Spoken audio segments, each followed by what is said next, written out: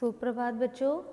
बेटा आज मैं आपको इंडिया गेट पर अनुच्छेद लिखवाऊंगी। ठीक है, तो कुछ लाइनें हैं इंडिया गेट पर। आप सबने देखा है इंडिया गेट कहाँ पर है? हमारे भारत में है। कौन से राज्य में? दिल्ली में ही है, जहाँ हम रहते हैं।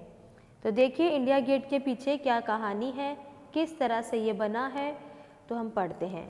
ठीक है बेटा, देखिए भारत एक प्राचीन देश है, इसकी संस्कृति पुरानी है। तो भारत कौन सा देश है? बहुत ही प्राचीन, बहुत ही पुराना देश है, शुरू से चलता आ रहा है। और इसकी संस्कृति क्या है? बहुत ही पुरानी है।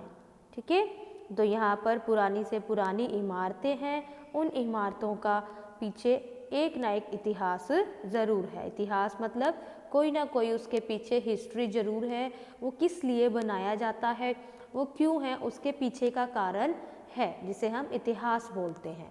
ठीक है, भारत का सबसे प्राचीन स्मारक इंडिया गेट है। तो भारत का सबसे प्राचीन, सबसे पुरानी स्मारक, पुरानी बिल्डिंग कौन सी है? इंडिया गेट है। तो मैंने अभी आपको बताया ना कि भारत के अंदर बहुत सी स्मारकें हैं, जैसे लाल किला, कुतुब मीनार, पुराना किला, है ना, इंडिया गेट। तो इन सब के पीछे कोई ना कोई इतिहास ज़रूर है, जिस कारण उसे बनाया गया है। ठीक है, यह भारत की राजधानी दिल्ली में राजपथ पर स्थित है। भारत की राजधानी दिल्ली है, उसी में ही ये राजपथ पर स्थित है। यह 43 मीटर ऊंचा द्वार है। तो 43 मीटर ऊंचा द्वार मतलब इंडिया गेट की जो हाइट है वो कितने मीटर है? 43 मीटर। इसे 1921 में बनाना शुरू किया था। कब बनाना शुरू किया था? 1921 में, तथा 1931 में बनकर तैयार हुआ था। कंप्लीट कब हुआ था? 1931 में। बनना शुरू हुआ था 21 में, कंप्लीट हुआ 31 में। तो मतलब इसको बनने में पूरे 10 साल लग गए। इंडिया गेट की स्थापना उन 80,000 भारतीय सैनिकों की याद में किया गया था। मतलब हमारे बहुत सारे सैनिक जो थे वो प्रथम विश्व युद्ध और द्वितीय विश्व युद्ध, ये दोनों युद्ध के नाम है, दोनों वार के नाम है। तो ये दोनों युद्ध के अंदर हमारे बहुत से सैनिक शहीद हुए थे, उनकी याद के लिए इसे बनाया गया है। इसे इंडिया गेट को। ठीक है, तो आपने देखा होगा इंडिया गेट के नीचे एक राइफल रखी होती है, एक बंदूक होती है, उसके ऊपर एक सैनिक की टोपी होती है, और वहाँ पर एक ज्वाला ज्योति भी जलती रहती है।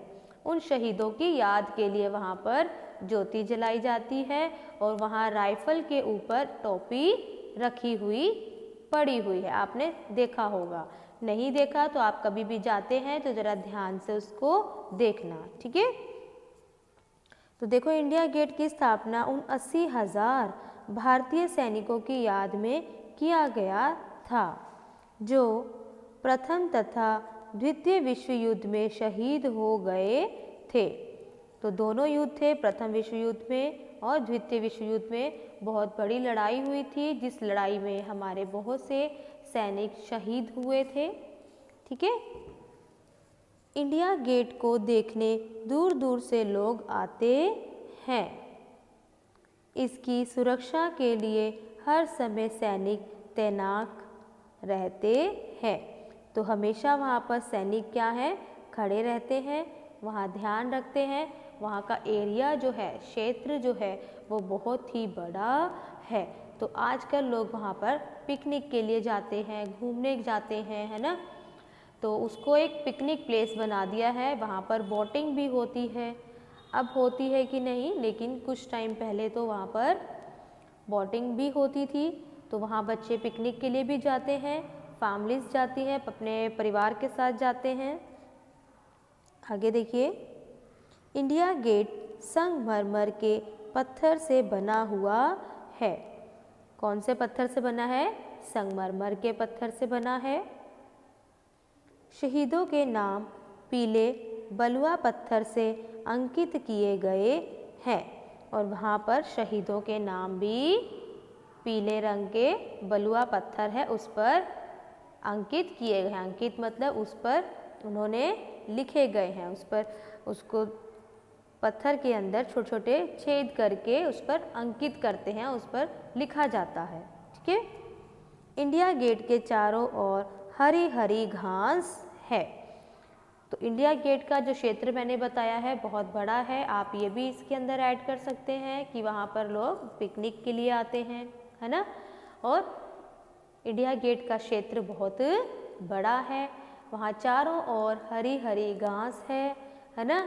हम ये भी लिख सकते हैं वहाँ पर एक राइफल टोपी के साथ रखी गई है, यानी राइफल के ऊपर सैनिक की एक टोपी रखी गई है और वहाँ उनकी याद के लिए ज्वाला ज्योति भी जलाई जाती है। तो आप इसे कुछ अपनी तरफ से भी लिख सकते हैं। ठीक है। तो बहुत अच्छे से आपको याद करना है। ये इंडिया गेट का इतिहास है, उसके पीछे की स्टोरी है कि उसे किस लिए बनाया गया है। ठीक है बेटा, गुड बाय।